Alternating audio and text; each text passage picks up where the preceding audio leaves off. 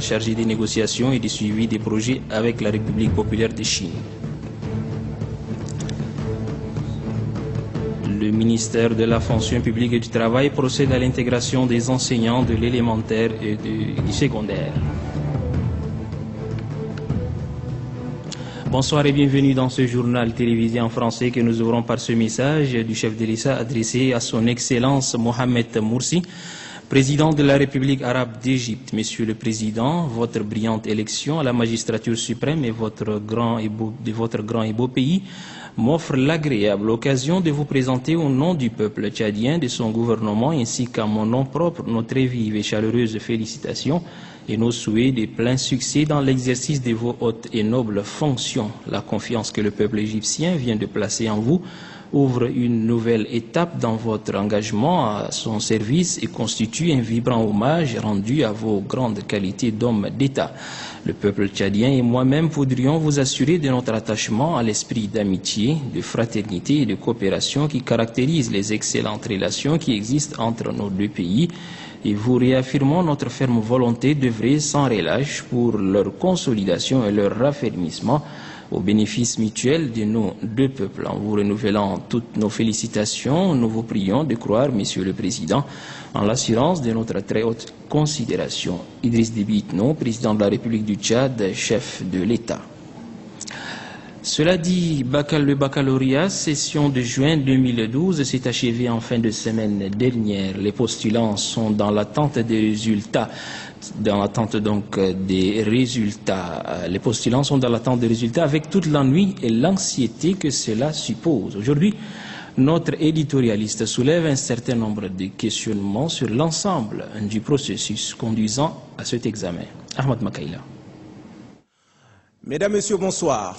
Le pari de l'organisation tenue, en partie du moins puisqu'il reste l'étape suivante pour tirer le bilan, le baccalauréat session 2012 s'est achevé en fin de semaine dernière. Cependant, des questions nombreuses sur les ratés du système et le processus conduisant à cet examen fatidique qui sanctionne la fin du cycle secondaire demeurent. Il me semble qu'il y a beaucoup d'aléas qui manifestement tirent vers le bas la qualité des produits issus de cet examen, quand celui-ci lui-même est tributaire de tous les loupés. D'abord, sur l'ensemble du pays, l'accomplissement des programmes enseignés est à géométrie variable. C'est une évidence. Plus on recule vers l'arrière-pays, moins les programmes sont achevés. Chaque année, 2 ou 3 établissements de la capitale disputent le sacre du palmarès. La raison est toute simple. Ils sont les seuls à finir les programmes. Pour la grande majorité restante, tout se joue comme à la loterie. Si par malheur le sujet choisi porte sur la portion du programme non entamée, c'est la catastrophe, surtout dans les sciences exactes, car les théorèmes se tiennent et se complètent. Sur l'ensemble du périmètre national, la reprise des cours en octobre reste théorique. En plus, rares sont les établissements qui respectent les 5 heures par jour. Le climat aussi vient s'y ajouter et joue sa partition. En mars et avril, avec la canicule, les élèves sont libérés au bout de 3 à 4 heures de cours. 1 à 2 heures de perdu à l'échelle de 2 mois, c'est énorme. C'est près de 120 heures de déperdition. Il en est de même dans la partie rurale méridionale du pays où, contrairement au septentrion, ce sont les pluies commençant en mai et le début des travaux champêtres qui dépouillent les élèves de près d'1 mois entier. S'il n'est pas possible de changer le climat, n'est-ce pas qu'il est de l'ordre du possible d'envisager des antidotes, histoire de s'adapter sans que l'enseignement n'en subisse le contre-coup. Un tel système, avec une telle organisation, devient de plus en plus élitiste et produit forcément des effets pervers dans un pays où 80% de nos concitoyens vivent dans le monde rural.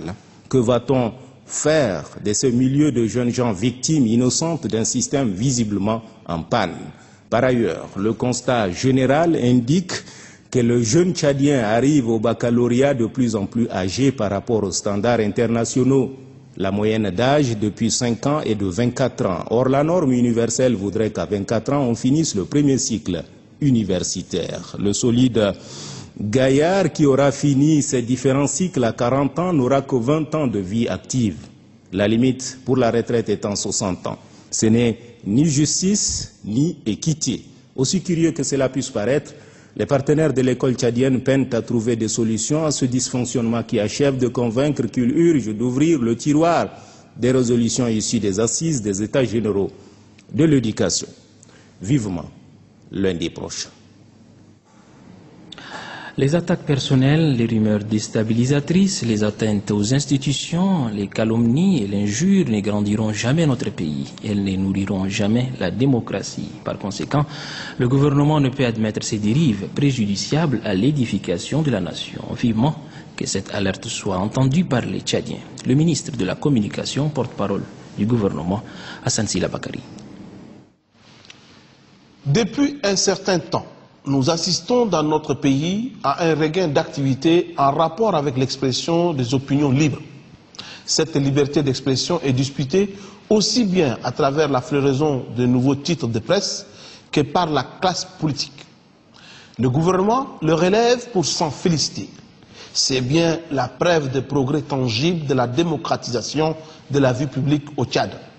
Cependant, le gouvernement déplore par la même occasion une certaine dérive dommageable, une confusion terrible des genres, des manquements déontologiques élémentaires et à la limite des délits d'opinion dont s'en rendent coupables certains journalistes en herbe et ou en mal de notoriété et une certaine classe politique qui manifestement se trompe d'arène et d'adversaire.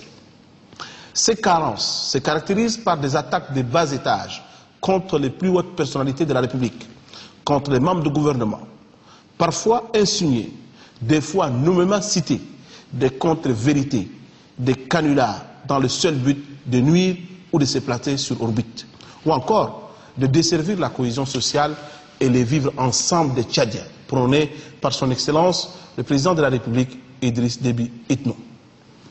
Face à toutes ces désobligeances de plus en plus récurrentes, le gouvernement tient à rappeler aux uns et aux autres qu'ils doivent jouer leur rôle dans le respect des textes qui régissent la République et de s'en tenir à cela.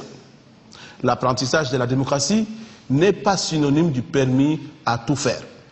Le gouvernement exhorte l'ensemble des acteurs de l'opinion publique à se ressaisir pour ne pas les contraindre à recourir aux moyens juridiques légaux pour les ramener à la raison. Le gouvernement invite instamment la presse et la classe politique à participer sainement à la poursuite de l'ancrage des principes démocratiques enclenchés librement dans notre pays depuis le 1er décembre 1990. Les attaques personnelles, les rumeurs déstabilisatrices, les atteintes aux institutions, les calomnies et l'injure ne grandiront jamais, au grand jamais, notre pays. Elles ne nourriront pas non plus la démocratie.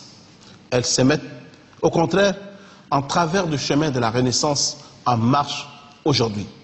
Par conséquent, le gouvernement ne peut admettre ces dérives préjudiciables à l'édification de la nation. Vivement que cette alerte soit entendue par tous les Tchadiens.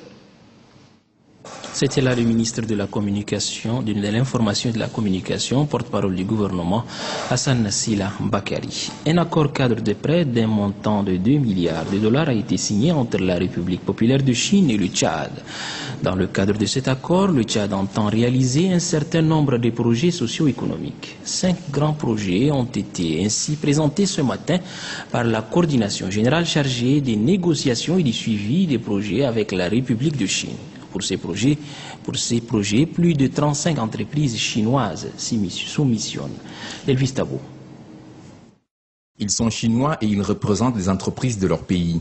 Ils sont au Tchad pour soumissionner un certain nombre de projets socio-économiques que le Tchad entend mettre en œuvre à travers un projet du gouvernement chinois par l'entremise d'Exim Bank. Divers projets ont été présentés. Dans le domaine d'infrastructures routières, il est question du bitumage de l'axe Abéchi-Biltin-Iriba, de l'axe Massakori-Moussoro, ainsi qu'au Kélo-Pala-Léré.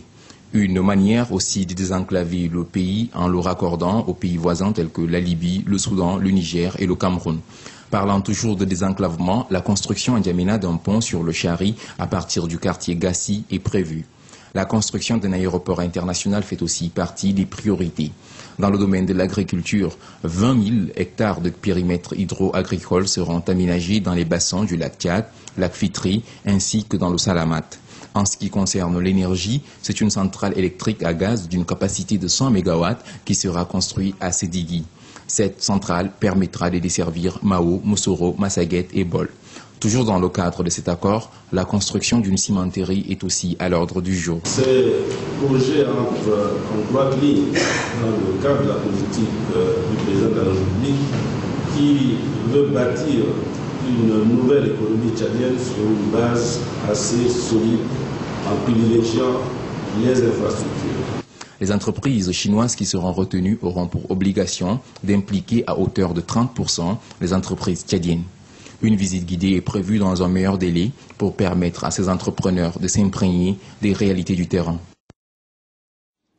Et puis ce communiqué de la Chambre de commerce suite à la mise en œuvre de l'accord tchado-chinois pour les projets financés par Exim Bank China d'un montant total de 2 milliards de dollars qui sera consacré au développement des infrastructures, des aménagements hydro-agricoles et énergétiques au Tchad. Le chef de l'État, Idriss Déby Itno, a pris la décision historique d'exiger aux entreprises chinoises attributeurs de ces marchés de consacrer 30% du coût total de chaque projet aux entreprises nationales pour une sous-traitance obligatoire.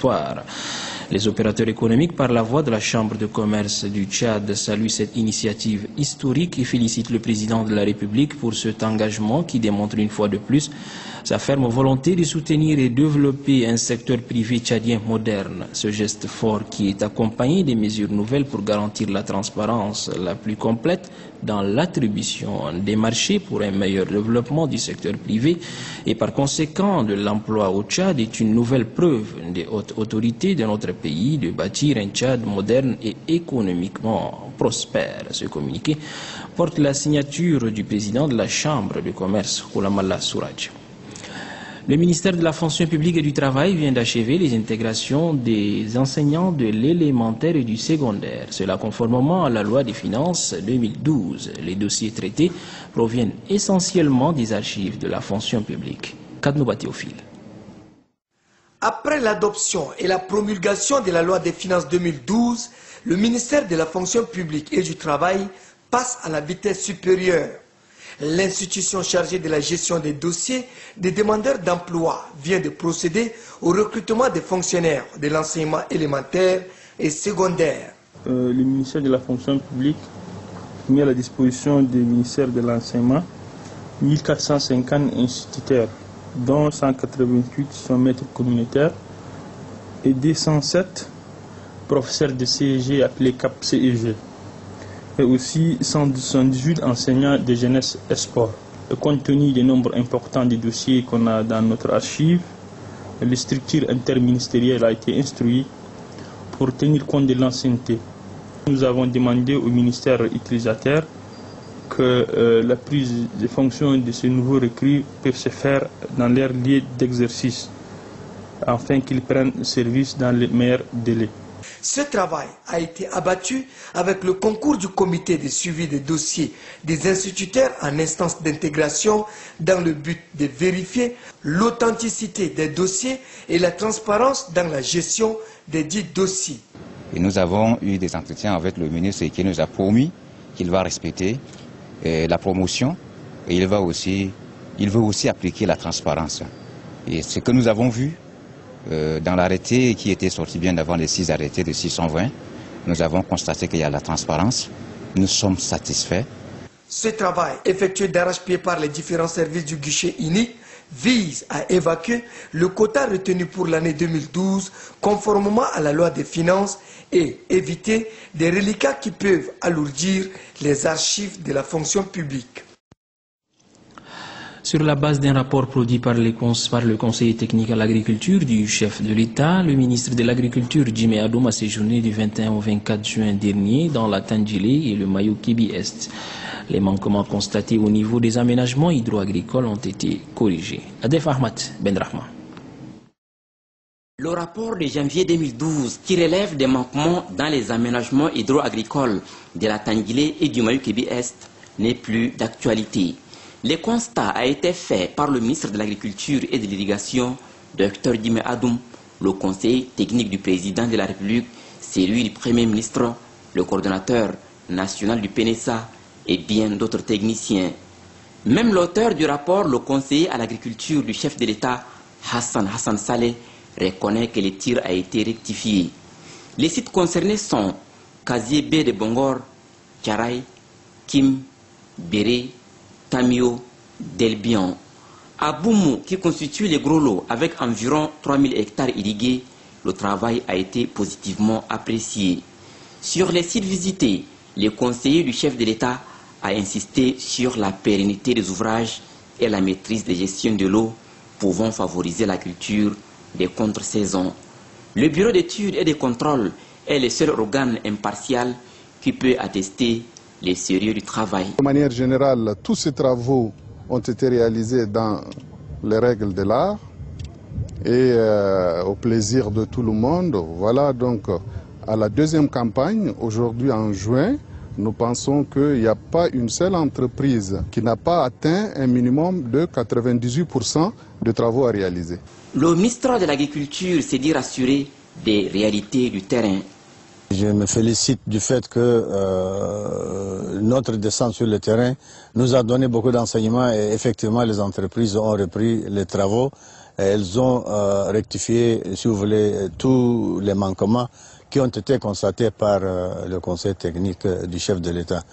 La satisfaction n'occulte pas la prudence. C'est pourquoi le ministre de l'Agriculture, les conseillers, le coordonnateur du PNSA et les autres techniciens ont attiré l'attention des entreprises.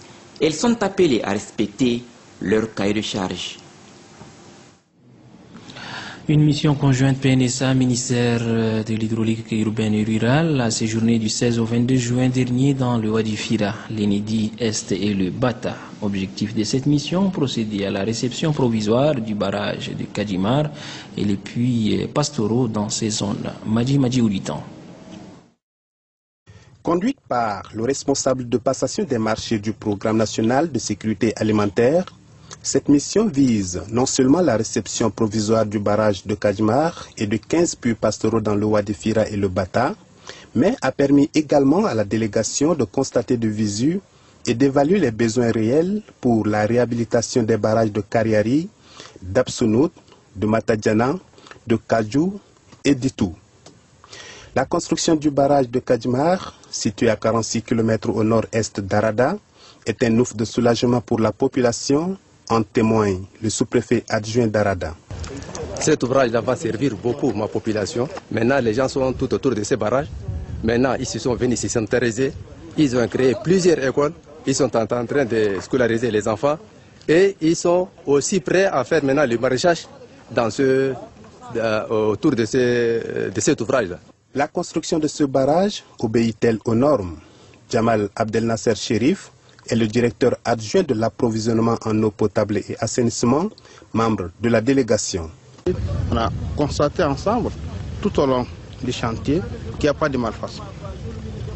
Donc vraiment pour moi, ça répond déjà aux normes demandées par le bureau de titre et aux normes internationales connues pour la conception du barrage. Après Kadjimar, la délégation a mis le cap sur Kariari, situé à environ 65 km d'Amdjaras, en passant par le barrage de Matadjana. Kariari, seul point d'eau de cette localité frontalière avec le Soudan, est menacé d'ensablement, d'où l'urgence de construire un barrage. Cela dit qu'il nécessite quand même une reprise totale. En dehors de ça, je pense qu'on doit penser aussi à faire des haies vives pour protéger un peu l'avancée du désert, du côté est, surtout du côté est. De l'avis du PNSA, il n'est plus question de rester au bureau. Il faut être sur le terrain pour agir. Kariari, il est à la frontière avec le Soudan. Toute notre population de Togo, tout notre bétail se retrouve là-bas. C'est une forte densité et c'est pour ça que nous mettrons les moyens nécessaires pour réhabiliter ce barrage pour que au moins la population va avoir accès à l'eau potable et notre bétail aussi aura de l'eau à boire. Dans le Bata, la délégation est allée évaluer les besoins de réhabilitation de 5 puits pastoraux. Il ressort du constat sur le terrain que la réhabilitation de ces ouvrages est également une urgence. Le ministre de l'Aménagement du Territoire, de l'Urbanisme et de l'Habitat, Hassem Guéadoum, accompagné de la ministre de l'Action sociale, Fatimi Saramadan, vient d'effectuer une mission dans le Logone oriental. C'était dans le cadre du lancement officiel des activités de la deuxième phase des vaccinations contre la méningite. Le point avec Anastasie Bissi. La deuxième phase de vaccination contre la méningite au Tchad dans le Logone oriental concerne 7 districts, à savoir Doba, Beboto, Bodo, Gorée, Bessao, Larmanay et Bébidja. Le nouveau vaccin conjugué Men-Afrivac est administré aux jeunes de 1 à 29 ans. Aussi, il est gratuit et protège pendant 10 ans. Selon le ministre de l'Aménagement du territoire, de l'urbanisme et de l'habitat Hassan Guiadoum, le vaccin Men-Afrivac présente de nombreux avantages. Ce vaccin réduit la transmission et contribue à l'immunité collective, ce qui signifie que même les personnes non vaccinées sont dans une certaine mesure protégées. L'OMS estime que ce vaccin sauvera près de 150 000 vies de jeunes d'ici 2015. Le gouverneur du Logone oriental, Mamad Zen El Hadji Yaya, a exhorté les autorités administratives, religieuses et traditionnelles à s'impliquer activement dans cette campagne pour sa réussite. La population concernée dans le Logone oriental, estimée à 714 000 habitants, remercie le chef de l'État pour le choix porté sur leur région pour cette deuxième phase de vaccination contre la méningite A. Les agents vaccinateurs ont 10 jours pour administrer le vaccin à la population cible. La campagne de vaccination contre la méningite a été aussi lancée à Sarre. C'est la ministre chargée des droits de l'homme, Amina Kodjana, qui a procédé au lancement de cette campagne. Elle a mis à profit son séjour pour visiter les infrastructures dans la ville de Sarre. Granga Mirima nous fait le point. Ils sont âgés d'1 an à 29 ans à répondre à l'appel des autorités pour se faire vacciner contre la méningite à méningicoque A. La campagne, qui durera 1 mois dans le Logone occidental, regroupe agents vaccinateurs, partenaires de développement et les autorités locales administratives. Une synergie pour freiner la propagation du méningicoque A sur l'ensemble du pays. Et pour ce faire, tous doivent être identifiés par les agents vaccinateurs déployés sur le terrain dans le cadre de cette opération. Pour cette vaste opération de campagne de vaccination sur l'ensemble des régions, la ministre des Droits de l'Homme, Amina Kodjana, a effectué le déplacement de la région du Logone occidental. Pour le gouverneur de la région, cela témoigne de l'importance que l'exécutif accorde à la santé. La présence parmi nous des membres du gouvernement, en l'occurrence Madame la ministre des Droits de l'Homme, est une preuve de l'importance qu'accorde le gouvernement sur tout ce qui touche la santé de la population en général et celle du Moyen-Chari en particulier. Compte tenu de sa position géographique, le Tchad se situe en pleine ceinture africaine de la méningite et reste très affecté. C'est pourquoi, après la mise sur le marché d'un nouveau vaccin conçu grâce à l'OMS et la fondation Bill Melinda Gates, le gouvernement initie des campagnes de vaccination pour mieux lutter contre la méningite. Ce nouveau vaccin est donc sûr, sans danger, gratuit et protège pendant 10 ans, comme le témoignent les résultats déjà enregistrés dans notre pays. La ministre des Droits de l'Homme et le gouverneur de la région du Logone occidental ont visité les centres de santé. La campagne de vaccination contre la méningite se déroule dans les régions du Guéra, le Moyen-Chari, le Logone oriental et la Tandjilé. Retour en Djamena, où le ministère de la Santé publique, en collaboration avec l'UNFPA, a organisé un atelier de formation de 6 jours des encadreurs de terrain par la mise à niveau des planifications familiales de longue durée. Cette formation, qui se tient au centre Al-Mouna, regroupe 20 participants venus des provinces et de N'Djamena. Des précisions avec Ganda Tawamia. 20 cadres de santé, dont 18 sages-femmes et 2 médecins, venus de l'intérieur du pays et de N'Djamena, verront leurs compétences renforcées au nouveau concept de la santé de reproduction. Encadreurs de terrain, ils auront la lourde tâche de transmettre les connaissances acquises en planification familiale de longue durée à leurs collègues pour l'amélioration de la qualité des soins de la mère et du nouveau-né. Cet atelier vous permettra d'être en mesure non seulement de former vos collaborateurs sur le terrain, mais aussi et surtout de les superviser, d'obtenir les résultats, de collecter les données, de manière à ce que dorénavant nous puissions être en mesure de mettre à niveau les données statistiques qui posent souvent un problème. Le taux de mortalité maternelle et néonatale au Tchad reste l'un des plus élevés du monde. Cette formation permettra une meilleure prise en charge par les sages-femmes des mères et enfants en vue de contribuer à la réduction de la mortalité maternelle et néonatale. En plus de la formation théorique, des stages de terrain sont prévus à l'intention des participants pour une bonne assimilation des nouveaux concepts de la santé de reproduction. Les techniciens du ministère de la Santé publique et ceux du ministère de la Communication élaborent un plan national de communication de lutte contre le paludisme. Ce plan national est axé sur l'élaboration des messages radiophoniques, des aides visuelles et des boîtes à images afin de sensibiliser la population sur les piqûres des moustiques. Doba Robert. Le ministère de la Santé publique, de concert avec le Fonds des Nations Unies pour l'enfance et bien d'autres organisations non gouvernementales, élabore un plan national de communication afin de lutter contre le paludisme. Une maladie qui continue à semer de la désolation au sein de nos communautés, dont les principales victimes sont les enfants de moins de 5 ans et les femmes enceintes. C'est un plan de communication qui permettra aux acteurs impliqués dans la lutte contre le paludisme d'élaborer des supports de communication pour un changement de comportement de la population cible. Les différents supports de communication élaborés sont axés sur la prise en charge des malades, la prévention, la connaissance du paludisme et l'utilisation des moustiquaires imprégnés. Les canaux privilégiés sont les panneaux publicitaires, les messages radiophoniques et les boîtes à images.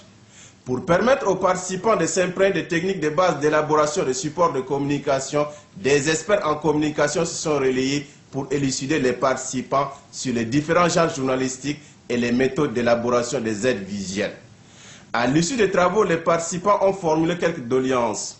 Au ministère de la Communication, renforcer les relations entre le ministère de la Santé publique et celui de la Communication. À cet effet, les participants souhaitent que les messages liés à la santé publique soient gratuitement diffusés dans les grilles des programmes des médias publics et privés. Impliquer les médias dans toutes les activités relatives à la santé de la population.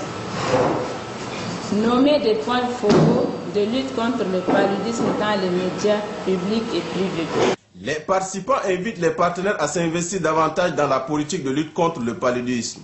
Ils exhortent également la population à dormir sous des moustiquaires imprégnés d'insecticides afin de se protéger contre les piqûres des moustiques. Et puis dans le reste de l'actualité, le vice-président national de la Croix-Rouge du Tchad a fait un point de presse ce matin au siège de la dite institution. Ce point de presse est relatif à la participation de la Croix-Rouge du Tchad à la rencontre internationale sur la sécurité alimentaire dans la bande sahélienne et la formation des directeurs chargés de gérer les catastrophes. Je vais plutôt à Bakary Souzaïd. La vulnérabilité des populations de cette zone sahélienne atteint un point culminant tel que les humanitaires doivent se mobiliser. Car c'est les femmes enceintes, les mères allaitantes, les enfants de 0 à 5 ans qui souffrent le plus. La Croix-Rouge du Tchad, qui est auxiliaire du pouvoir public et dont la mission est d'alléger les souffrances humaines, a évolué. C'est la raison pour laquelle nous avons été invités d'abord à Dakar, au forum sur l'insécurité alimentaire, qui a débouché sur la création d'une structure Sahel Plus. En Chine également, à Shanghai, nous avons participé également à un forum des sociétés nationales de Croix-Rouge et Croissant-Rouge d'Afrique et de Chine. Et tout dernièrement, nous étions également à Alger, également un forum sur la sécurité alimentaire dans le Sahel. Ce problème de sécurité alimentaire dans le Sahel préoccupe tout le monde. Et c'est la raison pour laquelle la Croix-Rouge du Tchad se prépare en ce moment activement pour faire face à cette situation. Nous envisageons de former bientôt à Abéché, du 5 au 10 juillet 2012, plus de 39 gestionnaires de catastrophes. L'ambassadeur de la République française au Tchad a visité ce matin la manufacture d'équipements militaires située dans les locaux du camp des 27. Le diplomate français est allé découvrir les activités de cet établissement. Des précisions avec Adoumbe Hortense. Ce Ce moment d'honneur annonce la visite de l'ambassadeur français au Tchad ce lundi dans les locaux du camp de 27.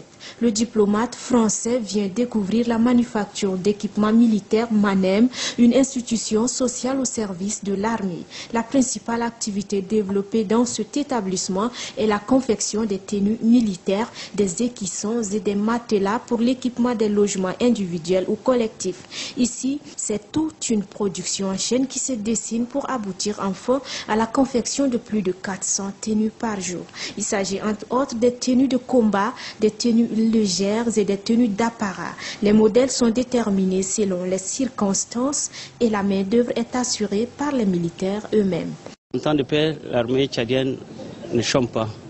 Elle participe aussi au développement socio-économique du pays à travers la MANEM qui fabrique aujourd'hui tous les effets d'habillement des forces armées. La MANEM accueille également en son sein des jeunes qu'elle entend former en vue de leur offrir un métier. Ici, une trentaine de jeunes filles reçoivent une formation en couture animée par 2 experts tunisiens. Impressionné, le représentant du chef de l'État français, Michel Révérend-Lemanteau, encourage cette innovation. Je crois que c'est un endroit très important, très dynamique de l'armée tchadienne. Alors il y a beaucoup de choses à dire. D'abord, c'est toujours formidable au Tchad d'être dans des endroits où les techniques de production sont parmi les plus modernes. C'est toujours très positif de voir des équipes très professionnelles, très créatives, très attentives aussi à la façon de travailler. Placée sous la tutelle du ministère de la Défense, la manufacture d'équipements militaires est créée par décret numéro 621 de mars 2010. Soutenance à l'INJS, Institut national de la jeunesse et des sports, 60 étudiants passeront devant le jury pour défendre leur mémoire pour l'obtention de leur diplôme. Le point avec Ali Ibrahim Suleiman. Après une longue formation de 3 ans, ils défendent leur cause devant un jury. Ils sont au total 39 étudiants dans les filières conseillers en éducation physique et sportive et 21 autres en conseil de jeunesse et d'animation. Des candidats ont choisi de travailler sur le bilinguisme et l'athlétisme. Pour le ministre de la Jeunesse et des Sports, c'est la tradition de soutenance des étudiants qui est respectée. Et déjà, il annonce des lendemains meilleurs pour l'Institut national de la jeunesse et des sports INJS. Dès la rentrée prochaine, déjà, l'INJS ouvrira dans ce cadre du LMD les premières années de licence professionnelle L1 en sciences et techniques des activités physiques et sportives et en sciences des techniques des activités socio-éducatives. Cette nouvelle formule nous oblige par conséquent à ne pas perdre de vue le renforcement des capacités des enseignants permanents de l'INJS ainsi que l'amélioration des conditions de travail et d'études dans cet établissement. Le reste des candidats soutiendront tout au courant de la semaine pour cette dernière étape des évolutions des fins de formation. Voilà, c'est ici que s'achève ce journal télévisé en français. Merci de l'avoir suivi. Très bonne suite des programmes sur Télétchad.